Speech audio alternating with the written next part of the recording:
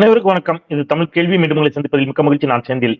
அனைவருக்கும் இனிய 2024ஆம் ஆண்டு புத்தாண்டு நல்வாழ்த்துக்களை தெரிவித்துக் கொண்டு இன்னைக்கு இந்த காணொலியில நாம் ஒரு நேர்காணலை செய்ய இருக்கிறோம் திரு கோடங்கி அவர்களோடு. எதை குறித்து அப்படின்னா, திரு விஜயகாந்த் அவர்கள் சமீபத்தில் மரணமடைந்தார். அவருடைய அடக்கத்தின் பொழுது திருமதி பிரேமலதா விஜயகாந்த் அவர்கள் பயன்படுத்திய வார்த்தைகள், அது டங் ஸ்லிப் ஆகி கூட அந்த மாதிரியான வார்த்தைகள் வந்திருக்கலாம். இந்த நன்னாளில் அப்படிங்கிற வார்த்தையை பயன்படுத்தியது ஒரு பெரும் சர்ச்சையானது. அதே மாதிரி அவர் வாக்குகள் கேட்கிற விதமா பெரும் கூட்டம் வந்திருக்கு, 15 லட்சம் பேர் வந்திருக்கிறாங்கன்னு எனக்கு தகவல் வந்திருக்குது, நாம விரைவில் வெற்றிக்கனியை பெற்று அதை இவருக்கு சமர்ப்பிக்கணும் அப்படிங்கிற மாதிரி அது ஒரு தேர்தலுக்கான ஆஹ் இதுவாக அதை பயன்படுத்த முயற்சித்தார் அப்படிங்கிற விமர்சனம் அவர் மீது கடுமையாக வைக்கப்பட்டது. இந்த மாதிரியான விமர்சனங்கள் ஒரு பக்கம் திருமதி பிரேமலதா விஜயகாந்த் அவர்கள் மீது வைக்கப்படுகின்ற போது, இன்னொரு பக்கம் நடிகர் வடிவேலு அவர்கள் ஏன் வரவில்லை அப்படிங்கிற கேள்வி, இல்ல அவர் வராம இருந்ததுதான் சரி, வந்திருந்தா அங்க அவரை யாராவது தாக்கியிருந்தாங்கன்னா என்ன ஆகும் அப்படிங்கிற மாதிரி, அந்த மாதிரி ஒரு இடத்துக்கு அவர் வராம இருக்கிறது சரிங்கிற கருத்து. இன்னொரு பக்கம் நடிகர் திரு விஜய் அவர்கள் மீது செருப்பு காலனி வீசப்பட்டது அப்படிங்கிற ஒரு வீடியோவை பரவிச்சு, அதுவும் ஒரு செய்தியாச்சு. இவற்றை குறித்தெல்லாம் திரை விமர்சகர், அரசியல் விமர்சகர், பத்திரிகையாளர் திரு கோடங்கி அவர்களோடு பேச இருக்கின்றோம். வணக்கம் சொல்லி வரவேற்கலாம். வணக்கம். உங்களுக்கும் என்னுடைய இனிய புத்தாண்டு நல்வாழ்த்துக்கள். திரு விஜயகாந்த் அவர்களோடு நீண்ட நெடுங்காலம் உங்களுக்கு நல்ல அறிமுகம் உண்டு. அவரோடு பழகியவர் அப்படிங்கிற முறையிலும் கூட அவருடைய இழப்பு உங்களுக்கு கூட தனிப்பட்ட முறையில் ஒரு பேரிழப்பு தான். அந்த அடிப்படையில அந்த இறுதி சடங்கு நடைபெற்று முடிந்த பிறகு இறுதி சடங்கில் கலந்து கொண்டவர்களுக்கு நன்றி சொல்லுகிறார் திருமதி பிரேமலதா அவர்கள். தேமுதிகவுடைய பொதுச் செயலாளராகவும் நன்றி சொல்ல வேண்டிய ஒரு பொறுப்பு அவருக்கு இருக்கிறது. திரு விஜயகாந்த் அவருடைய வாழ்வினையர் மனைவி அப்படிங்கிற முறையிலையும் அந்த பொறுப்பு அவருக்கு இருந்துச்சு. அப்போ அவர் பயன்படுத்திய அந்த வார்த்தைகள்லாம் சர்ச்சையாச்சு. அதை எப்படி பாக்குறீங்க? அவர் நடந்து கொண்ட விதம், அதுல அவருடைய செயல்பாடும் செலவை சர்ச்சையாச்சு. அது உங்களுடைய பார்வை என்ன? உண்மையிலே கேப்டன் விஜயகாந்த் அப்படின்ற அந்த அடைமொழிக்கு அவருடைய அந்த தொண்டர்கள், அதாவது ரசிகர்களா இருந்து தொண்டர்களா மாறியவர்களை தாண்டி அந்த இறுதி நிகழ்வுல கலந்துக்கணும்னு வந்த எல்லாருமே அவருடைய ரசிகர்கள் கிடையாது, அவருடைய அபிமானிகள். அது ரொம்ப முதல்ல தெளிவா புரிஞ்சுக்கணும். ரெண்டாவது என்னன்னா, நாங்க அவரு நடிகரா பார்த்து, நடிகர் சங்க தலைவரா பார்த்து, பின்னால நம்ம நயன அரசியல் செய்தியாளராக இருந்ததுனால அவர் எம்எல்ஏவாக, எதிர்கட்சி தலைவராக எல்லா பரிணாமங்களையும் நம்ம பக்கத்திலேயே அருகில நின்று பார்த்து பழகி இருக்கோம். அவரோட ரொம்ப நெருக்கமான நட்பு இருந்தா கூட 2016க்கு முன்னாடி இருந்த அந்த விஜயகாந்த் என்கிற மனிதனுடைய செயல்பாடுகளும் 2016க்கு பின்னாடி நடந்த பல்வேறு விஷயங்களும், அவருடைய அந்த வாழ்க்கையில் நடந்த பல்வேறு விஷயங்களும் ரொம்பவே அந்த அவர் மீது அபிமானமா இருந்த ரசிகர்களையே கொஞ்சம் அப்படியே சோர்வடைய செய்தது அப்படின்றது தான் நமக்கு உண்மை. ஏன்னா இந்த இழப்பு அப்படின்றது ரொம்பவே எல்லாருக்கும் தாங்க முடியாத ஒரு இழப்பு தான். அப்படி இருந்தா கூட இறப்பு நடந்துருச்சு, ஒரு தலைவனை அந்த கட்சி இழந்துருச்சு அப்படின்னா அதுக்கு எல்லா நிகழ்வுகளும் செஞ்சு முடிச்சிட்ட பிறகு ஒரு நன்றி சொல்றது இயல்பான ஒரு விஷயம். நிச்சயமா சொல்லி இருக்கணும். பொது வாழ்க்கையில் இருக்கிறவங்க தங்களுடைய எல்லா துயரங்களையும் அதை ஓப்பனா வெளிக்காட்ட முடியாத ஒரு சூழல் தான் இருக்கும். அது ஒரு அது பேசுற போக்குல அது பிரச்சார மேடை மாதிரி அவங்க பயன்படுத்திட்டாங்க. நன்னாளில் அப்படின்ற ஒரு வார்த்தையை பயன்படுத்திட்டாங்க. நான் பார்த்தவொன்னே பயங்கர அதிர்ச்சி, கேட்டதும் பயங்கர அதிர்ச்சி. ஆனாலும் இப்படியும் பேச முடியுமா? நிச்சயமாக ரொம்பவே மனம் வேதனையோடு தான் இந்த விஷயத்தை பகிர்ந்து கொள்வதை சொல்றேன் நானு. ஏன்னா கேப்டன் அவர்களோடு ரொம்ப நெருக்கமாக பழகின பல பத்திரிகையாளர்களை நானும் ஒருத்தன். அவருடைய எல்லா நேரங்களிலும் நிறைய விஷயங்களை ரொம்பவே வெளிப்படையா பேசுவார். எதையும் மனசுல வச்சுக்கிறாளே, கோவம்னா கோவப்பட்டுருவார். அது எதுவும் மனசுல வச்சுட்டு பேசுறாலே கிடையாது. அப்படிப்பட்டவருக்கு ஒரு அஞ்சலி என்கிற இடத்துல வரும்போது இவர்களுடைய அந்த துக்கமும் துயரமும் மட்டுமே, மௌனம் மட்டும் இருந்திருந்தால் மிகப்பெரிய மரியாதை இன்னும் கூடியிருக்கும் அப்படின்றது என்னை போன்றவர்களுடைய எண்ணமா இருக்கு. அவங்க பேசின அந்த வார்த்தை, அதுக்கப்புறம் அவங்க தொடர்ந்து பேசின பல விஷயங்கள் எனக்கு கவனத்திற்கு வந்திருக்கு. 15 லட்சம் பேர் வந்திருக்காங்க. இந்த மாதிரி டேட்டாஸ் எல்லாம் தேவையில்லாத அந்த நேரத்தில் அது அவசியம் இல்லை. அதெல்லாம் ஏன் அவர்கள் பயன்படுத்தினார்கள் அப்படின்லாம் நமக்கு தெரியல. ரொம்ப வருத்தமான, சங்கடமான ஒரு வார்த்தைகள் தான். அதை தவிர்த்திருக்கலாம். அது அரசியல் மேடை இல்ல. நிச்சயமாக நாம் வெற்றி பெற்று, அதாவது தேர்தல் வெற்றிக்கும் ஒரு பற்றி பேசுறது கூட சர்ச்சையாகி இருக்கிறது. நாம் வெற்றி பெற்று அந்த வெற்றிக்கனியை அவருடைய பாதத்தில் வைப்பதுதான் அவருக்கு உண்மையான வெற்றியா இருக்கும் அப்படிங்கிறதும்.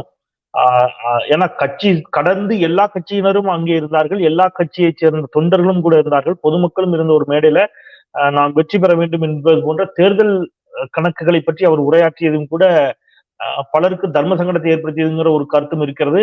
அது அந்த இடத்துல பொருந்தவில்லை அப்படிங்கிற மாதிரியான ஒரு பார்வையும் இருக்குது. அதை பற்றி உங்களுடைய பார்வை? இல்ல, இன்னொரு விஷயம் அதுல இன்னொன்னும் இருக்குங்க. அங்க வந்து உடல் மீது அவர் பயன்படுத்தின பொருட்களை பெரும்பாலும் வந்து பயன்படுத்தின பொருட்கள நினைவாக வைப்பாங்க, நினைவிடத்துல வைப்பாங்க அப்படின்லாம் இருந்தா கூட, அவர் வந்து கோடி கோடியாக வந்து வருமானத்தை ஈட்டி கொடுத்திருக்கிறவர். மிக மிக மிக உங்களுடைய இந்த உயரத்திற்கு கேப்டன் அவருடைய அந்த உழைப்பும், அவருடைய பெரிய ஒரு அ விஷயம் தான் காரணம். அந்த இடத்துல எல்லாம் முடிந்த பிறகு எல்லாத்தையும் எடுத்துட்டு அதுக்கு ஒரு இவங்க விளக்கமும் குடுத்தாங்க. அவர் ம். அணிந்திருந்தார் இல்லையா மோதிரம், கட்சி மோதிரம். அதோடு கரை வேட்டியோடு தான் அவரை நாங்கள் வந்து நம்ம அடக்கம் செஞ்சிருக்கிறோம், நல்லடக்கம் செஞ்சிருக்கிறோம்னு அவங்க சொன்ன அந்த விஷயம்லாம் ரொம்ப அது வந்து அந்த வார்த்தைகள அவங்க பயன்படுத்திருக்க வேண்டியதே இல்ல. ஏன்னா, ஓகே. இன்னைக்கு வந்து புரட்சி தலைவர் எம்ஜிஆர் அவருடைய மறைவு இன்னைக்கும் நீங்க போனீங்கன்னா தெரியும். அங்க கிராமங்கள்ல இருந்து ஏதோ குக்கிராமங்கள்ல இருந்து வரவங்க எல்லாம் அந்த சமாதி மீது காது வச்சு கேட்பாங்க. அவர் ஆமா. கட்டியிருந்த வாட்ச் சத்தம் கேட்குது அப்படின்லாம் கேட்பாங்க. அதுக்கு என்ன ஆமா. காரணம் அப்படின்னா, நீங்க சில பேர் வந்து பயன்படுத்தின பொருட்கள அப்படியே வச்சுருவாங்க. ஆமா. அதுல ஒண்ணும் பெரிய விஷயமா நம்ம பார்க்க வேண்டிய அவசியம் இல்லை. ஏன்னா, இது இது வந்து அவரோடு எடுக்க வேண்டிய அவசியமே இல்லாத ஒரு விஷயம். ம். அதற்கு ஏதேதோ விளக்கம்லாம் சொல்லுவாங்க. இப்ப நீங்க சொன்ன விஷயங்கள்ல பல விஷயங்கள் வந்து தவிர்க்கப்பட வேண்டிய விஷயம். ஆனால் அதை ஒரு பிரச்சார மேடையாகவோ, அரசியல் மேடையாகவோ, அந்த நேரத்துல அந்த கட்சி சார்பாக தேமுதிக தொடர்பான ஒரு விஷயமாக ஏன்னா எல்லா கட்சியும் இருக்காங்க. அனைத்து ம். கட்சிகளும் கட்சி மறந்து, ஜாதி மறந்து, எல்லா மனமாச்சரியங்களையும் மறந்து அந்த இடத்துல வந்து நின்னுட்டு இருக்காங்க அஞ்சலி செலுத்துவதற்காக. ஒரே நோக்கம் கேப்டன் வந்து நேர்மையானவர், நல்ல மனிதர், வெள்ளந்தியானவர். அதுதான் மிக முக்கியமான விஷயம். யார்கிட்டயும் எந்த நேரத்திலும் அவர் வந்து தன்னுடைய கோபதாபங்களை கோவப்பட்டா கோவப்படுவார். அடுத்த செகண்டே அதை மறந்துடுவார். அதுதான் அவருடைய இயல்பு. அப்படிப்பட்டவருக்கு அஞ்சலி செலுத்த தான் வந்தாங்களே தவிர, அங்க வந்து நீங்க என்ன டேட்டா சொல்றதுக்கோ, வேறு எந்த விஷயங்களுக்கோ கிடையாது. ம். ஆனால் இவர்கள் அந்த இடத்தை ஏன் அப்படி பயன்படுத்தினார்கள்? 2வது இந்த ரொம்ப ரொம்ப சங்கடமான விஷயம் என்னன்னா, பெரும்பாலும் இந்த மாரி மிகப்பெரிய தலைவருடைய மரணத்துக்கு பிறகு அறிக்கையாகத்தான் நன்றி வர்றத நம்ம பார்த்திருக்கிறோம். ஆமா. மறுநாள் ஆமா. அதற்கு பிறகு மறுநாள் ஒரு ஒரு பத்திரிகையாளர்களை சந்திச்சு எல்லாருக்கும் நன்றி தெரிவிப்பது வழக்கமாக நடக்கிற நிகழ்வாக நம்ம பார்த்திருக்கிறோம். ம். அதே இடத்தில் அந்த புதைக்கப்பட்ட சில மணி துளிகளில் இந்த ஒரு மிகப்பெரிய ஒரு சூளுரை அப்படின்றது வந்து ரொம்ப சங்கடத்தை ஏற்படுத்தின ஒரு விஷயமா இருக்கிற கேப்டன் ரசிகர்களா இருக்கிற உண்மையான அந்த ரசிகர்கள் நான் தொண்டர்களை குறிப்பிடல ரசிகர்கள் இன்னைக்கும் அவர்கள் இருக்கிறாங்க அந்த ரசிகர்கள் மனம் வெதும்பி போய் தான் இருக்கிறார்கள் நிச்சயமாக ஏன்னா நானும் ஒரு காலத்துல அவரோடு நெருங்கி பழகியவன் என்ற முறையில மிக ஓகே. மிக வேதனைப்பட்டேன் இந்த விஷயங்கள்லாம் ஓகே. பார்க்கும்போது. ஏன்னா, நீங்க சொன்ன மாரி நான் அன்னைக்கு அந்த நேரலை பார்க்க முடியல. நானும் வெளியூர்ல இருந்தேன். அவர் கையில இருந்த அந்த கை கடிகாரம் எல்லாம் கூட கழட்டப்பட்டது கடைசி நேரத்துல அப்படிங்கிறதெல்லாம் கூட சில வருத்தத்தோடு பல இடங்கள்ல பதிவு செஞ்சிருந்தத பார்த்தேன். அது அந்த காட்சிய நான் பார்க்க முடியல. அந்த மாரி நடந்துச்சா அப்படிங்கிறதையும் நீங்க மேபி நீங்க நேரலை பார்த்திருந்தீங்கன்னா நீங்க இல்ல அத அது சொல்லுங்க. வந்து அவங்க அவர் அவர் அவர் போட்டிருந்த அந்த செயின் கழட்டிட்டாங்க. கண்ணாடி ம். கண்ணாடிய ம். கூட கழட்டிட்டாங்க. அவருடைய அந்த ஷூ போட்டிருந்த ஷூ ம். எடுத்துட்டாங்க. இது வந்து ரொம்ப ஓ! ரொம்ப ரொம்ப தர்ம சங்கடமான ஒரு சூழல். இதை நம்ம பதிவே பண்ணக்கூடாது. ஆனால் அவர்கள் செய்ததை நிச்சயமாக நியாயப்படுத்தவே கூடாது. ம். இது ம். வந்து அவரோடு நீங்க இது என்ன எனக்கு எனக்கு புரியவே இல்ல. இது என்ன மாரியான ஒரு மனநிலைன்னு எனக்கு புரியல. ஓகே. நிச்சயமாக அது ஒரு ஒரு விதமான பல்வேறு கட்சியினை சேர்ந்தவர் அதிமுக, திமுக, பாஜக, கம்யூனிஸ்ட் கட்சிகளை சார்ந்த பொதுமக்கள், அ இஸ்லாமியர்கள், கிறிஸ்தவர்கள், இந்துக்கள் என்று எல்லோரும் அங்கே கூடி கண்ணீரோடு அஞ்சலி செலுத்திய ஒரு நிகழ்வுல, ஒரு குறிப்பிட்ட கட்சிக்கான நிகழ்வாகவோ, அதுல வாக்கு சேகரிப்பது போன்ற வார்த்தைகளோ அவர் பயன்படுத்தியிருக்க வேண்டாம். அஃப்கோர்ஸ் நன்னாளில் போன்ற வார்த்தைகள் கூட டங் ஸ்லிப் ஆயிருக்கும். கண்டிப்பா அதை புரிந்து கொள்ள முடிந்திருக்கிறது. யாருமே அப்படி சொல்ல மாட்டாங்க. தெரிஞ்சு சொல்லக்கூடிய வார்த்தை இல்ல. இயல்பா பேசக்கூடிய மேடை பேச்சுல இந்த நன்னாளில் சூளுரைப்புங்கிற மாதிரியான வார்த்தைகள் பொது புத்தியில் உறைந்திருக்கக்கூடிய வார்த்தைகள். அதுல டங் ஸ்லிப் ஆகி வந்திருக்கும். ஆனால் அந்த தேர்தல் வெற்றி, வாக்கு, கூட்டம் அந்த மாதிரியான இடைச்சொல்களுக்கு வார்த்தைகளை அவர் மன்னிக்கணும். தவிர்த்திருக்க வேண்டும். இல்ல இடைச்சொல்களுக்கு மன்னிக்கணும். இதே ம். மாரியான ஒரு வார்த்தைய தான் நம்முடைய மரியாதைக்குரிய முன்னாள் முதல்வர் எடப்பாடி அவர்கள் அம்மையார் ஜெயலலிதாவுடைய அந்த மறைவு அந்த விஷயத்துல கூட ஆம், நன்னாளின்ற வார்த்தையை பயன்படுத்தியிருப்பார். ஆம், அது ஆம், என்ன ஆமா, மாரியான மனநிலைன்னு எனக்கு புரிஞ்சுக்க முடியல. ஆமா. அது அது வந்து என்னன்னா, அந்த நமக்கு மிகப்பெரிய மேடை பேச்சாளர்களாக இல்லாதவர்களுக்கு சப்கான்சியஸ்ல நம்ம இயல்பா பேசி பழகிய வார்த்தைகள் சிலது வந்துரும். ஆனா அந்த வார்த்தைய கூட அப்படி எடுத்துக்கலாம். நீங்க சொன்ன மாதிரி நிச்சயமாக வாக்கு சேகரிப்பது போன்ற வார்த்தைகளை பயன்படுத்தியது, வெற்றி வாய்ப்பை பெற வேண்டும் என்று சொன்னது, தேமுதிகவிற்கான ஒரு அ பிரச்சார மேடையை போல அது பயன்படுத்தப்பட்டு விட்டதோ அப்படிங்கிற விமர்சனங்கள் எழுந்திருக்கிறது அப்படிங்கிற ஒரு பார்வையை நீங்க பதிவு செஞ்சிருக்கிறீங்க. அது தவிர்க்கப்பட்டிருக்க வேண்டும் அப்படிங்கிற கருத்தையும் பதிவு பண்ணியிருக்கிறீங்க. இதுல திரு வடிவேலு அவர்கள் வந்திருக்க வேண்டும் அப்படிங்கிற ஒரு கருத்து இருக்கிறது. வடிவேலு அவர்கள் வராமல் போனதற்கான காரணம் என்னன்னு நினைக்கிறீங்க? அதாவது இன்னும் சொல்லப்போனா சிலர் என்ன சொல்றாங்கன்னா, இவர் இவர் உடல்நிலை சரியில்லாத பொழுதே அவர் போய் பார்த்திருக்கணும். பார்த்திருந்தா ஓரளவுக்கு அந்த உறவு சுமூகமாயிருக்கும். சுமூகமாயிருந்த பிறகு ஒருவேளை இவர் மரணம் அடைந்திருந்தால் கூட அன்னைக்கு அவர் வந்திருக்க முடியும். கடைசி வரைக்கும் பார்க்காம போனது கூட கடைசியில அவர் வர முடியாம போனதுக்கு ஒரு சிக்கல். எவ்வளவு சண்டை இருந்தாலும் இந்த மாதிரி சாவு வீட்டுல வந்து ஒண்ணு சேர்ந்துருவாங்க. அதுல வந்து சண்டையை மறப்பாங்க. வடிவேலு அந்த அரசியல் நாகரிகத்தோடு நடந்திருக்க வேண்டும் அப்படிங்கிற ஒரு கருத்து வைக்கிறாங்க. உங்களுடைய ஏன் வடிவேலு வரலன்னு நினைக்கிறீங்க? சமீபத்துல ஒரு படம் ஒண்ணு வந்தது, பார்க்கிங் அப்படின்னு சொல்லி ஒரு படம். சமீபத்துல வந்து இப்ப அது வந்து வெற்றிகரமா ஓடிட்டு இருக்கிற படம். நம்ம MS பாஸ்கரும் இன்னொரு நடிகரும் நடிச்சிருப்பாரு அந்த படத்தை. அந்த படத்துல வந்து பார்க் பண்றதுல ப்ராப்ளம், என்ன மாதிரி பிரச்சனை வரும் அப்படின்றத ரொம்ப தெளிவாக சொல்லியிருப்பாங்க. ஒண்ணுமே இல்ல, வடிவேலு அவர்களுக்கும் நம்ம கேப்டன் விஜயகாந்த் அவர்களுக்கும் ஒன்னும் பெரிய விஷயம்லாம் கிடையாது. வடிவேலு இந்த உயரத்துக்கு வருவதற்கு அடித்தளம் விதைத்து அவருக்கு எல்லா விதத்திலும் உறுதுணையா இருந்தது கேப்டன் விஜயகாந்த் என்பதை யாருமே மறுக்க மாட்டாங்க. தான் வரலாற்றினுடைய உண்மை.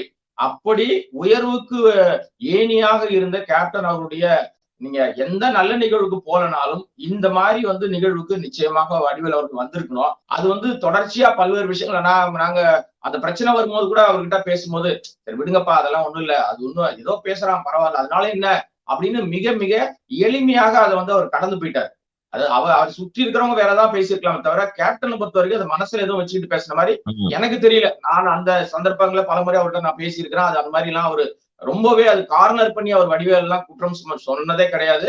ஆனால் வடிவேலுடைய குணமே வந்து நீங்க கேப்டன் விஜயகாந்தனுடைய அந்த மறைவுக்கு வரலன்றது மட்டும் அவர் மீது வைக்கப்படுகிற குற்றச்சாட்டு இல்ல. அவரோடு இணைந்து பணியாற்றுகிற எந்த நடிகருக்கும், அது பெரிய உயரத்துல இருந்தாலும் சரி, சிறிய நடிகர்களா இருந்தாலும் சரி, யார் மறைவுக்கும் வடிவேலு போவதில்லை. யாருக்கும் எந்த விதத்திலும் உதவி செய்வதில்லை. எந்த விதமான ஒரு விஷயத்திலும் வடிவேலு வருவதில்லை அப்படின்ற குற்றச்சாட்டு தொடர்ச்சியா அவர் மீது வைக்கப்படுது. அது என்ன காரணம் அப்படின்றது புரிஞ்சிக்கவே முடியல. இன்னொரு விஷயம் என்னன்னா, ஏற்றி விட்டவர்களை எட்டி உதைக்கிற பாணி வந்து திரைத்துறையில மட்டும் இல்லை, எல்லா இடங்களிலும் இருக்கு. ஆனால் திரைத்துறையில பளிச்சுன்னு வெளியில தெரிஞ்சிடும். சின்ன கவுண்டர் படத்துல வந்து படம் முழுக்க என் கூடவே இருக்கட்டும்பா, நம்ம ஊர் பையன் கூடவே இருக்கட்டும், பரவாயில்ல, ஒண்ணுமே இல்ல காஸ்டியூம் இல்லைன்னா பரவாயில்ல நானே கொடுக்குறேன்னு சொல்லி பல உடைகளை வாங்கி கொடுத்து, சம்பளம் ஜாஸ்தியா கொடுத்து கூடவே வச்சுக்கிட்டு அவனை பயணம் பண்ணி, ஏன்னா அங்க வந்து என்ன சொன்னதுன்னா, ஆல்ரெடி மனோரமான்னு ஒரு நகைச்சுவை நடிகை உள்ள இருக்காங்க, கவுண்டமணி இருக்காரு, எல்லாருமே இருக்காங்க, நிறைய பேர் இருக்காங்க. எக்ஸ்ட்ரா லக்கேஜ் மாதிரி இவருக்கு வேணுமா, ஒரு காட்சியில மட்டும் வச்சுட்டு அனுப்பிடலாம்னு சொல்லப்பட்ட நேரத்துல கூட இல்ல இருக்கட்டும் கூடவே அப்படின்னு சொல்லி அவருக்கான அந்த வாய்ப்பு கதவுகளை திறந்து விட்டது கேப்டன். அப்படி ஒரு மிகப்பெரிய அது இன்னைக்கு வந்து ஒரு கோடிகள்ல சம்பளம் வாங்கலாம். ஆனால் உங்களுக்கு அந்த அறிமுகம் ஓபன் பண்ணி விட்டது. நீங்க வந்து புகழ் வெளிச்சத்துக்கு வருவதற்கு உங்கள் மேல அந்த விளக்கோலிகளை வந்து பாய்ச்சினது வந்து காரணம் வந்து நம்ம கேப்டன் அவர்கள். அதை மறக்கவே முடியாது, நம்ம மறைக்கவே முடியாது. எல்லா நேரங்களையும் சொல்லுவாங்க, நீங்க நல்ல நிகழ்வுக்கு போறனாலும் இந்த மாதிரி துக்க நிகழ்வுக்கு கண்டிப்பா போகணும். ஒரு விஷயம் உண்டுங்க, மதுரக்காரனாவே அன்பானவன், மதுரக்காரனாவே பாசக்காரன், பாசக்கார பையன் யாருன்னா மதுரக்காரன் வாங்க. அப்படி அந்த ஊர் பெருமையை கூட காலி பண்ணிட்டாரே வடிவேலு அப்படின்ற வருத்தம் வந்து நிச்சயமாக எங்களை போன்றவர்கள் நல்ல பழகுன ஆட்கள். அதுதான் பெரிய சிக்கலே. என்ன ஏன்னா நீங்க இதுக்கு வந்து அரசாங்கத்தை குறை சொல்ல முடியாது, இல்ல அந்த குடும்பத்தாரை குறை சொல்ல முடியாது. இறப்பு நடந்துட்ட பிறகு இது வரைக்கும் போகல. அதாவது அவர் உடல்நல குன்றி திடீர்னு உடல்நல குன்றி ஹாஸ்பிட்டல் அட்மிட் ஆயிட்டு உடனடியாக அவர் மரணத்தை தழுவி இருந்தாருன்னா நீங்க சொல்ற எல்லா காரணங்களும் இல்ல மற்றவர்கள் சொல்கிற காரணங்களும் ஏற்க முடியாதா இருந்திருக்கும். இவர் ரொம்ப ஆண்டுகளாக உடல்நல குறைவா இருக்காரு. அவர் வந்து நிறைய பேர் போய் பார்க்க ஆரம்பிச்சிருக்காங்க. பிரச்சனைன்றது பிரச்சனையாவே நீடிக்கணுமா, அதை தீர்க்கிறதுக்கு தீர்வை நோக்கி நகர வேண்டாமா? தீர்வை நோக்கி நகரணும்னா அவர் என்னைக்கும் அந்த ஸ்டெப் எடுத்திருக்கணும். நான் போய் பார்க்க போறேன், என்னை வளர்த்து விட்டவர், அதனால நான் போய் பார்க்க போறேன். நீங்க ஏன் இதை சொல்றேன் அப்படின்னா, நீங்க எஸ்ஏசி அவர்கள் வந்து அவரால் விஜயகாந்த் வந்து மிகப்பெரிய உயரத்துக்கு போனார்.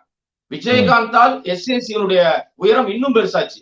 சோ குருநாதர்னு என்னைக்குமே மிகப்பெரிய மரியாதை வச்சிருப்பார் எஸ்ஏசி அவர்களுக்கு. விஜயனுடைய தகப்பனார் அவர் வந்துட்டாருன்னா உட்கார மாட்டார், எதிர நின்றுட்டே தான் இருப்பார். அந்த குரு மரியாதைன்றத மிக மிக அதிகமாக கடைபிடிப்பாரு. ஒரு முறை அவரை கூப்பிட்டாரு அப்படின்றதுக்காகவே அவர் கூப்பிட்டு அவர் நம்ம வீட்டுக்கு தேடி வந்தவர் கூட விஜயகாந்த் அவர்களே எஸ்ஏசி பார்க்க வீட்டுக்கு போயிட்டாரு. இப்படி பல சந்தர்ப்பங்களே பல விஷயங்கள் நம்ம சொல்ல முடியும். அப்படி ரொம்ப மிக நேர்த்தியாக பழகக்கூடிய ஒரு மனிதர் உடல்நல குன்றிட்டாரு, பேச முடியல, பேச்சு வரல. சரி, சாதாரணமா உடல்நலம் சரியில்லை, சரியாயிடுவாங்க. வெளிநாட்டுல போய் சிகிச்சை எடுத்துட்டு திரும்பி வர்றார். பல சந்தர்ப்பங்கள், பார்ப்பதற்கான சந்தர்ப்பங்கள் பல முறை பலருக்கு அமைந்திருந்தாலும் ஏன் போகவில்லை என்ற கேள்வி இருக்கு. சரி, அப்பெல்லாம் போகல. முதல் நாள் வந்து கோயம்பேட்டுல வைக்கிறாங்க, அவருடைய அந்த கட்சி அலுவலகத்தில் வைக்கிறாங்க. அங்க கூட்ட நெரிசல், அங்க போனாலும் சிக்கல் வரும், போகல. மறுநாள் காலையில நீங்க தீவுத்திடல்ல மிக நேர்த்தியாக செய்யப்பட்டிருந்ததா தமிழக அரசாங்கம், மிக நேர்த்தியாக யாருக்கும் இந்த அளவுக்கு மிகப்பெரிய ஒரு முழு அரசு மரியாதையோடு ரொம்ப ரொம்ப அவருடைய ரசிகர்களும், அதாவது என்ன சொல்லுவாங்கன்னா, திமுக கட்சி நிமித்தம் நான் உண்மையிலேயே நான் கட்சிக்காரன் கிடையாதுங்க. நான் பத்திரிகையாளர். அதனால தெளிவுபடுத்தணும்னு விரும்புறேன். திமுக மீது மிகப்பெரிய குற்றச்சாட்டை விஜயகாந்த் கட்சியினர் வச்சுக்கிட்டே இருப்பாங்க எப்ப பார்த்தாலும். அவர் மண்டபத்தை இடிச்சுட்டாங்க, அதை பண்ணிட்டாங்க. ஏன்னா உண்மை தெரியாது நிறைய பேருக்கு. என்ன நடந்ததுன்னே தெரியாது. உண்மை தெரிந்தவர்களுக்கு இந்த குற்றச்சாட்டுலாம் சும்மான்னு தெரியும். ஆனால் அப்படி பேசுகிற எல்லாரும் இன்றைக்கு எல்லாம் வாய்மூடி மௌனி ஆயிட்டாங்க. ஏன்னா மிகப்பெரிய ஒரு அங்கீகாரம், மிகப்பெரிய ஒரு மரியாதை, முழு அரசு மரியாதை, 72 குண்டுகள் முழங்க இவரு நேரடி அரசியல் களத்தை விட்டு விஜயகாந்த் அவர்கள் விலகி கிட்டத்தட்ட ஒரு 8 ஆண்டுகளுக்கு மேல ஆயிடுச்சு. சினிமாவை விட்டு அவர் விலகி 15 ஆண்டுகளுக்கு மேல ஆயிடுச்சு. ஆனாலும் அவருக்கான அந்த முழு அரசு மரியாதை என்பது ஒரு நட்புக்கு இலக்கணமாக கொடுத்த அந்த விஷயத்துல அங்கே வைக்கப்பட்ட, அங்கே செய்யப்பட்ட பாதுகாப்பு ஏற்பாடுகள்ல வடிவேலு வந்திருந்தால், வடிவேலு போல யார் வந்திருந்தாலும் அவங்க கார் ஸ்பாட்டுக்கு போய் நிக்கிற வரைக்கும் 10 மீட்டர் மட்டும்தான் இருக்கும் உடலுக்கும் அவர்கள் கார்ல இறங்குற இடத்துக்கும். அந்த இடத்துல ஃபுல்லாவே அவங்க தடுப்பு வச்சிருந்தாங்க. அங்க நிறைய அவர்களை பாதுகாவலர்கள் இருந்தாங்க. யாரும் எந்த விதத்திலும் எந்த விஷயத்தையும் பண்ணிருக்க முடியாது. இது எல்லாம் இவர்களாக நினைத்து கொண்டதுதான். இப்ப நீங்க எல்லாரும் சொல்லுவாங்க, வடிவேல் வந்திருந்தா நிச்சயமா பயங்கரமா அவர் மீது ஏதாவது தாக்குதல் நடத்திருக்கோம். அதெல்லாம் நான் நம்ப தயாரா இல்லை. வருவதற்கு மனமில்லை. இது மிகப்பெரிய துரோகம். வடிவேலு நிச்சயமாக இதற்கு தார்மீக அடிப்படையில் அவர் இனிமே என்னதான் இரங்கல் தெரிவித்து அவர் அறிக்கை விட்டாலும், இரங்கல் தெரிவித்து அவர் மிகப்பெரிய கதறி அழுது வீடியோ போட்டாலும், இல்லை என்ன பொதுக்கூட்ட மேடைகள்ல பேசினாலும் விஜயகாந்தை நேசிக்கிற அபிமானிகள் வடிவேலுவை மன்னிக்க மாட்டார்கள். தமிழ் சினிமாவும் அவருடைய இந்த இரக்கமற்ற செயலை, துரோக செயலை மன்னிக்காது. இப்ப நீங்க சொல்லுகின்ற பொழுது, வடிவேல் பற்றி பேசுகின்ற பொழுது, நடிகர் திரு விஜய் அவர்கள், அவர் நீங்க சொன்ன அந்த எஸ் ஏ சந்திரசேகர் அவர்களை பார்க்க போனது கூட, விஜய் அவர்களை ஒரு படத்துல நீங்க முக்கிய ரோல் நடிக்கணும், அவரை கதாநாயகனா வச்சு நடிக்கின்ற படத்துல நீங்களும் முக்கிய ரோல் நடிச்சீங்கன்னா விஜய்க்கு ஒரு நல்ல ரீச் கிடைக்கும் அப்படின்னு சொன்ன போது, நானே நேரடியாக அவரையும் போய் திரு விஜயகாந்த் அவர்கள் எஸ்ஏசி அவர்களை சந்தித்தார் அப்படிங்கிறத பதிவு பண்ணியிருந்தாங்க.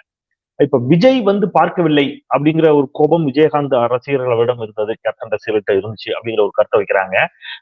அதனாலதான் விஜய் வந்த பொழுது விஜய் மீது தாக்குதல் நடத்தப்பட்டு விட்டது. தட் மீன்ஸ் காலனி செருப்பத்துக்கு வீசிட்டாங்க விஜய் மீது. வடிவேல் வந்திருந்தா என்ன ஆயிருக்கும் பாருங்க அப்படிங்கிற அந்த மாதிரியான கருத்துக்கள்லாம் சொல்லப்படுகிறது. விஜய் மீது செருப்பு வீசப்பட்டது உள்ளபடியே நடந்தேபட்ட ஒன்றா? அதுல என்னதான், ஏன்னா பலரும் பல்வேறு விதமான கருத்துக்களை சொல்றாங்க. அதுல என்ன உண்மை, என்ன நடந்துச்சு, ஏன் விஜய் மீது அவ்வளவு கோபம் விஜயகாந்த் ரசிகர்களுக்கு? அது உண்மை என்றால் என்ன நடந்துச்சு? நீங்க விஜய் இந்த உயரம் இன்னைக்கு விஜய் இந்த சினிமா துறையில 200 கோடி ரூபாய்க்கு மேல சம்பளம் வாங்குற நடிகராக உயர்ந்திருக்கிறார். அவருடைய அந்த படத்தினுடைய மார்க்கெட் நிலவரம் கிட்டத்தட்ட 500 கோடி ரூபாய் 600 கோடி ரூபாய் பட்ஜெட்ல படம் எடுக்கிற அளவுக்கு உயர்ந்திருக்கிறார். இந்த உயர்வுக்கு அடித்தளம் விதைத்தது விஜயகாந்த் அவர்கள் தான்.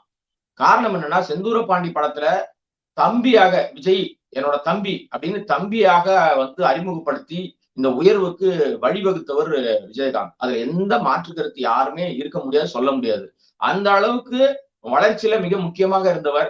நீங்க இறந்த பிறகு இப்ப வடிவேலு குறித்து நம்ம பேசணும், உயர்வுக்கு வழிவகுத்தார், நிறைய விஷயம் பண்ணாரு அப்படின்னாலும், ஆனால் அது வேறு. அதை விட விஜய் இன்னும் நன்றி கடனோடு இருக்க வேண்டிய கட்டாயம்னா 2 விஷயம் இருக்கு. ஒண்ணு, தன்னுடைய வளர்ச்சிக்கு, தன்னுடைய உயர்வுக்கு மிக மிக முக்கியமான காரணமாக இருந்த விஜயகாந்த் அவர்கள். இன்னொன்னு, அவங்க அப்பா இருக்காருல்ல எஸ்ஏசி, அவருக்கே ஒரு வெற்றிக்கு நிச்சயமா இவர் தான் காரணமா இருந்தார். 2 பேரும் மியூச்சுவல் அண்டர்ஸ்டாண்டிங்ல தான் மிகப்பெரிய உயரத்துக்கு அடைந்தாங்க.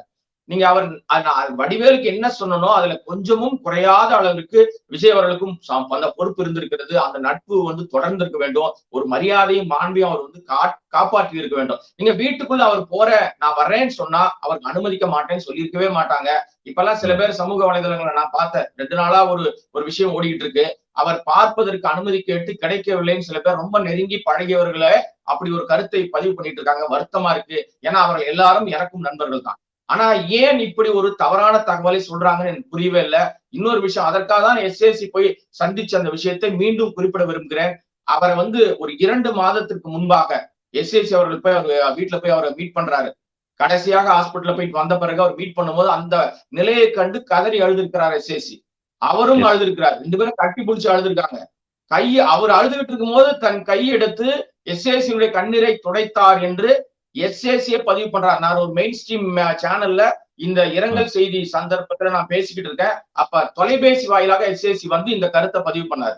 எவ்வளவு மிக மிக முக்கியமான கருத்தா பார்க்கப்படுகிறது. அப்ப நீங்க எஸ்ஏசி அவர்களுக்கு அனுமதி கொடுக்கிற குடும்பத்தார், அது பிரேமலதா அவர்களா இருக்கலாம், அவருடைய மகன்களா இருக்கலாம், அந்த குடும்பத்தார் அந்த முயற்சி அவங்க வாங்கன்னு சொல்ற அந்த அனுமதியை ஏன் விஜய்க்கு கொடுத்திருக்க மாட்டார்கள்?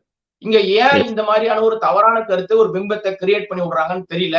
நீங்க நிச்சயமாக சொல்றதுனால விஜய் குறுக்கிட்டு பண்ணிக்கணும். கூடுதலா ஒருத்தர் வந்து இந்த நடிகர் தியாகும் கூட அவர் சொன்னார். நான் போய் சமீபத்துல பார்த்துட்டு வந்தேன் அப்படின்னாரு. கொஞ்ச நாளுக்கு முன்னாடி போய் பார்த்துட்டு வந்தேன். நடிகர் தியாகும் கூட சொன்னார்.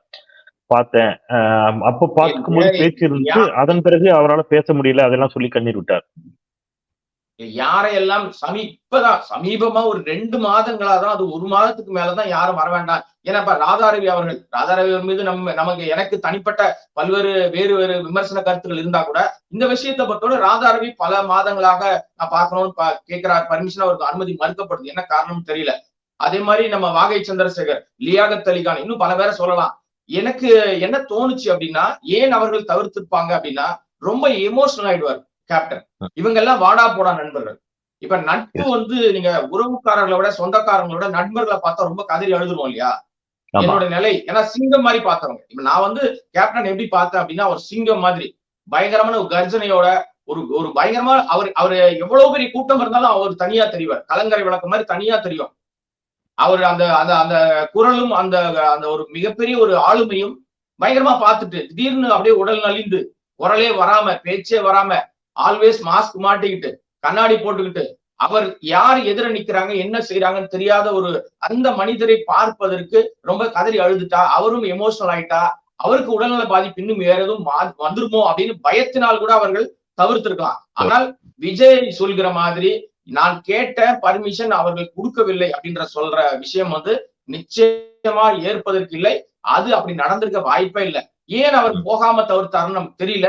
இந்த செருப்பு வீசப்பட்ட விஷயத்துக்கு வந்துடுறேன். நாங்க செருப்பு வீசப்பட்ட விஷயத்துல நிச்சயமாக விஜய் மீது இந்த கோபம், இந்த ஆற்றாமையும், இந்த ஆதங்கமும் இப்ப நம்ம பத்திரிகையாளரா பழகின நமக்கே இருக்கு இவர் போயிருக்கணும் அப்படின்னு சொல்லி. தொண்டர்கள் நம்மோட ரொம்ப அந்த ரசிகர்கள் வந்து தொண்டர்களா மாறி அது உயிர்க்குயிரா தலைவரா நேசிக்கிற ஒருத்தரை நல்லா இருக்கும் போது உயிரோடு இருக்கும் போது ஏன் வந்து பார்க்கலன்ற கோபம் ஆற்றாமல் இருக்குதான் செய்யும். ஆனால் அதற்காக செருப்பு வீசப்பட்டதை நான் ஏத்துக்கவே இல்லை. அது தவறு. அது யார் மீது வீசப்பட்டிருந்தாலும் எப்படி செய்திருந்தாலும் அது வந்து கண்டிக்கப்பட வேண்டிய ஒரு விஷயம். இந்த சந்தர்ப்பத்துல அது அவர் மீது படவும் இல்லை. அப்படி ஒரு சம்பவம் அங்க நடந்ததாக ஏதோ ஒரு சிலர் தான் சொல்றாங்களே தவிர நான் அந்த இடத்துல அப்ப இல்ல. லைவ்லயும் அது பெருசாக காட்டப்படவும் இல்லை. சில வீடியோக்கள் வருது. ஒரு சிலர் அது எடிட் அப்படின்றாங்க. அது குறித்து பேசுகிற சில பேரை என்ன சொல்றாங்க அப்படின்னா, ஆமாங்க முதல்ல அவர் வீசினாரு, அதுக்குள்ள இவர் காருக்குள்ள ஏறி உட்கார்ந்துட்டாருன்னு ஒரு நண்பர் பேசுறாரு. இன்னொருத்தர் பேசுறாரு அவர் மேல படாம கீழே விழுந்துருச்சுன்னு ஒருத்தர் பேசுறாரு. இல்ல தூரமா வரும்போதே வேண்டுமென்று அவர் மீது வீசப்பட்டதை நானே பக்கத்துல இருந்து பார்த்தேன்னு ஒருத்தர் பேசுறாரு. எதில் உண்மை என்பது நிச்சயமாக எனக்கு தெரியவில்லை. அப்படி ஒரு சம்பவம் நடந்திருந்தால் அது கண்டிக்க வேண்டிய விஷயம். ஆனால் நீங்க இந்த சம்பவத்தை இப்ப பெரிது பண்ண வேண்டிய அவசியமும் இல்லை. ஏன்னா நான் இந்த விஷயத்துல விஜய் அவர்கள் இன்னும் கவனமாக இருந்திருந்தால், நீங்க அவர் வந்து ஷூட்டிங்கை கேன்சல் பண்ணிட்டு உடனே ராத்திரியா ஓடி வரார் அப்படின்னா அது தவறு இல்லை. அன்பின் மிகுதினால நம்ம அந்த இடத்த எவ்வளவு கூட்டம். ஏன்னா தீவுத்திடல் பத்தி அப்ப தெரியாது யாருக்குமே. அங்க ஒரு அரசாங்கம் ஒரு ஏற்பாடு பண்ணும், மிகப்பெரிய ஒரு வாய்ப்புகள் வைக்கப்படும் அப்படின்றதெல்லாம் சொல்லல.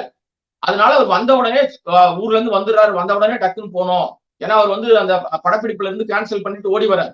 அதெல்லாம் நியாயமான விஷயம். ஆனால் அதே நேரத்துல அவர் நான் வரப்போறேன், வேறு எதுவும் திட்டங்கள் இருக்கா அப்படின்னு நிச்சயமாக திரைத்துறை சேர்ந்த நிறைய நண்பர்கள் இருக்காங்க அவருக்கு யார்கிட்ட கேட்டிருந்தாலும் அரசு இப்படி ஒரு வேலை பார்த்துக்கிட்டு இருக்கு, நாளைக்கு வந்து ரொம்ப பொறுமையான ஒரு விஷயங்கள்லாம் இருக்கு, நீங்க காலையிலேயே போலாம். ஏன்னா ரஜினிகாந்த் வந்தாரு, அழகா கார் அந்த இது வரைக்கும் வந்தது. அவரு அந்த கார்ல ஏறி உட்கார்ந்து கூட கண்ணீர் விட்டு கதறாரு. அவர் வந்து அந்த மீசை ராஜேந்திரன் கையை பிடிச்சிட்டு அழுதுதான் இந்த வீடியோல நம்ம பார்த்துட்டு இருக்கோம். நான் அங்க இருந்தேன். சோ அதனால நான் நேர்லயே அதை பார்த்தேன். சோ அதனால என்னன்னா ஒரே ஒரு விஷயம், நீங்கள் எனக்கு ஒரு வருத்தம்ங்க. விஜய் வந்துட்டு போனது, அவர் மீது இந்த செருப்பு வீசப்பட்ட விஷயம் இல்ல பல்வேறு விஷயங்கள் இருந்தாலும் திரையுலகம் இன்னைக்கு மிகப்பெரிய ஆளுமையாக நடிகர் சங்கம் ஒரு ஐக்கானா சென்னையினுடைய நடுநாயகம் ஒரு இடம் கிடைச்சிருக்கு அப்படின்னா அதற்கு நடிகர்கள் எல்லாம் ஒன்று திரண்டு மிகப்பெரிய ஒரு பேரணியாக திரண்டு வந்து அவருக்கு அஞ்சலி செலுத்தி இருக்கணும். அதை செலுத்த தவறிய நடிகர்கள் மிக மிக மோசமான நபர்களா நான் பாக்குறேன். நட்பு அப்படின்ற இலக்கணத்தை உடைச்சிட்டாங்க அவங்க. ரொம்ப வருத்தமான பதிவு தான். நிறைய நடிகர்கள் எனக்கு நண்பர்கள் தான். அதுக்காகலாம் நான் இந்த விஷயத்தை ஏத்துக்கவே முடியாதுங்க. பக்கத்துல இருந்த ஊர்ல இருந்து கூட வரல, வீடியோ வெளியிடுறாங்க. இது எந்த மாதிரியான, ஏன்னா சிவாஜி கணேசனுடைய மறைவுல ஒரு தனி மனுஷன் நின்று அவ்வளவு கூட்டத்தையும் கண்ட்ரோல் பண்ணாரு. விஜயகாந்த் அவர்கள் தான் அதை சிறப்பா ஒருங்கிணைத்தார். எல்லா நடிகர்களையும் ஒருங்கிணைத்தார். எல்லாரும் அந்த பேரணிலையும் கலந்துக்கிட்டாங்க.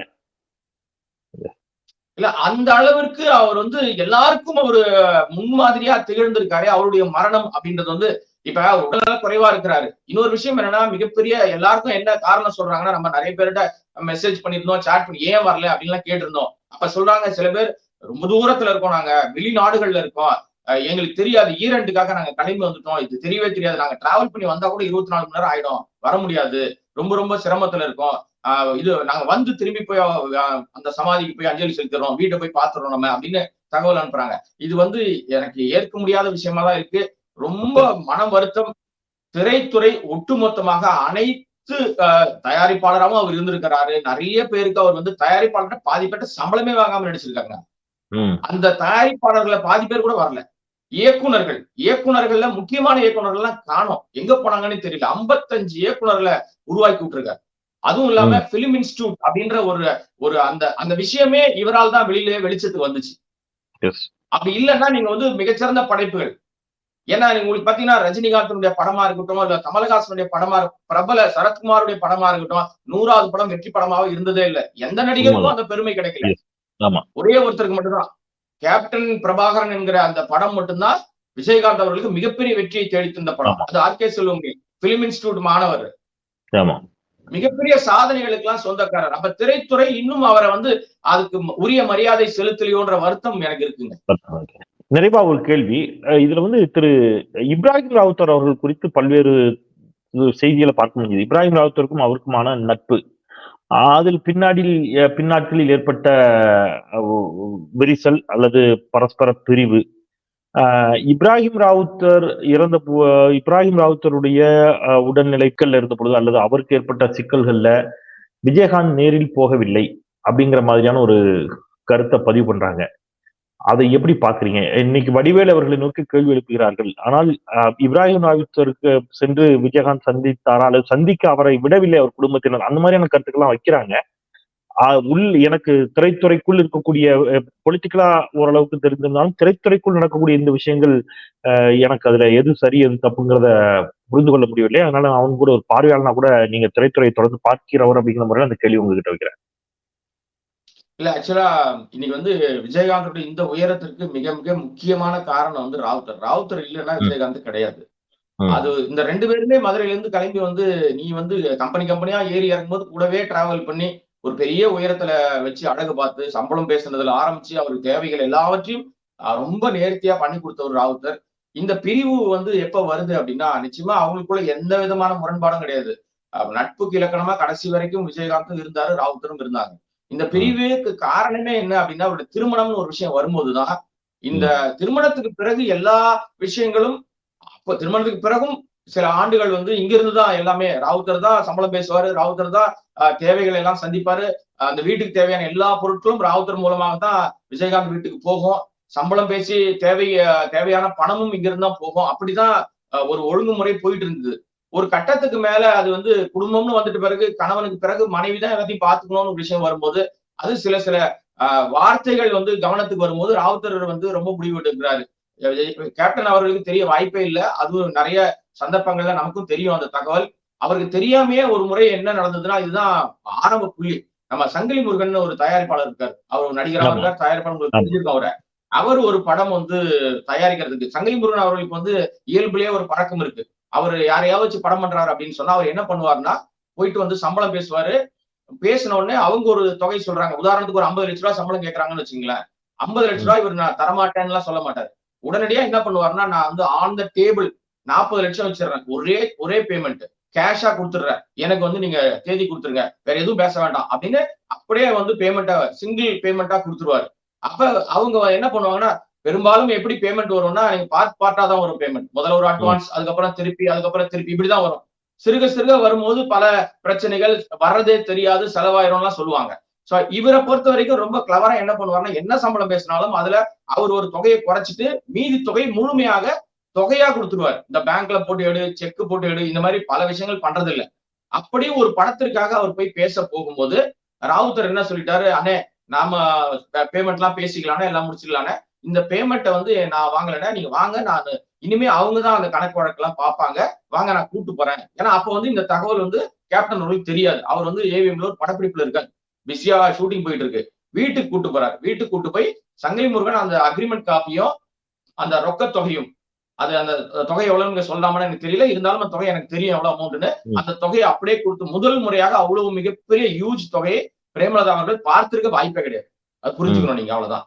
பார்வையாளர்களும் புரிஞ்சுக்க வேண்டியதுதான். அந்த தொகையை கொடுத்துட்டு அக்ரிமெண்ட்டை கொடுத்துட்டு, ஆமா கேப்டன் வந்தாருன்னா சைன் பண்ணி மட்டும் கொடுத்துருங்கம்மா, நான் பேசிட்டேன் ராவுத்தர் அண்ணன்கிட்ட, தேதி எல்லாம் மட்டும் நீங்க வந்து எப்ப எனக்கு இந்த மாதிரி பார்த்து கொடுத்துருங்கன்னு சொல்லிட்டு இங்க பேசின எல்லா தகவலையும் அவங்க சொல்லிட்டு அவங்க வந்துட்டாங்க.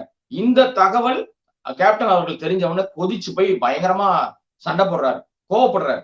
என்ன பண்ணிட்ட அப்படின்னு சொல்லி ராவுத்தர்கிட்ட பயங்கரமா இது பண்றாரு. அப்பதான் ராவுத்தர் அவர்கள் சொல்லியிருக்காரு, இல்ல இல்ல வந்து இது தங்கச்சி வந்துட்ட பிறகு என்னை எல்லாம் பாத்துக்கிட்டோம், ஒன்னும் பிரச்சனை கிடையாது.